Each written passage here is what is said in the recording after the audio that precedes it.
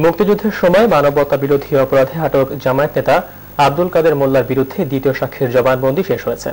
সকালে বিচারপতি ATM ফজলে কবিরের নেতৃত্বে 3 সদস্যের আন্তর্জাতিক অপরাধ ট্রাইব্যুনাল 2-এ মুক্তিযোদ্ধা ও মামা বাহিনীর প্রধান সৈয়দ শফিকুল হক মামা ৭১-এ কাদের মোল্লার নেতৃত্বে সংঘটিত হত্যাকাণ্ডের কথা তুলে ধরেন।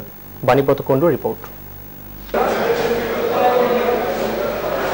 ১৯৭১ সালের মুক্তিযুদ্ধের সময় সংঘটিত মানবতা বিরোধী অপরাধে আটক জামায়াত নেতা আব্দুল কাদের মোল্লার বিরুদ্ধে দ্বিতীয় সাক্ষী সৈয়দ শহীদুল হক মামা জবানবন্দি দেন।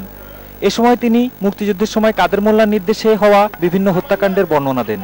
২৯ মার্চ এই নবপুর ঠাটারি বাজার থেকে শহীদ পল্লব বাংলা কলেজের ছাত্র শহীদ পল্লবকে ধরে নিয়ে সেই মুসলিম বাজার ১২ নং মুসলিম বাজার ঈদগাহ মাঠে নিয়ে যায় এবং কাদের মোল্লার নির্দেশে তার আঙ্গুলগুলো কেটে ফেলা হয়। তাকে গাছে ঝুলিয়ে রেখে কয়েকদিন ৫ই এপ্রিল তাকে গুলি করে নির্মমভাবে হত্যা করা হয়।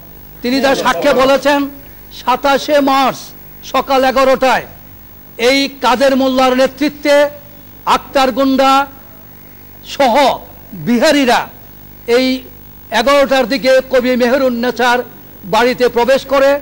কবি মেহেরুন্নেছা তার 2 ভাই রফিক ও শহীদ এবং বৃদ্ধ মা নুরুন্নেছাকে অত্যন্ত নৃশংসভাবে জবাই করে হত্যা করে।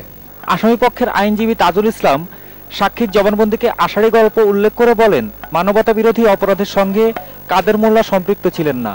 মেহেরুন্নেছা সহ যে সমস্ত হত্যাকাণ্ডের ব্যাপারে যিনি তথ্যগুলো বলেছেন, এই হত্যাকাণ্ডগুলো সত্য, কিন্তু আমাদের সুস্পষ্ট বক্তব্য হচ্ছে যে কোনো অপরাধের সাথে আব্দুল কাদের মোল্লাকে জুড়ে দেওয়াটা এটা জাস্ট একটা সুপার ইম্পোজিশন। এগুলো হয়েছে যাদের দ্বারা তাদের নামের সাথে কাদের মোল্লার নামটা জাস্ট জুড়ে দেওয়া হয়েছে, যেটা সম্পূর্ণভাবে অস্বাভাবিক এবং আষাঢ়ি গল্প। এদিকে মুক্তিযুদ্ধের সময় মানবতা বিরোধী অপরাধে আটক বিএনপি নেতা সালাউদ্দিন কাদের চৌধুরীর বিরুদ্ধে ষষ্ঠ সাক্ষী নির্মলচন্দ্র শর্মাকে দ্বিতীয় দিনের মতো জেরা করেছেন আসামিপক্ষের আইনজীবী আহসানুল হক হেনা। বাণীব্রত কুণ্ডু, মোহনা সংবাদ, ঢাকা।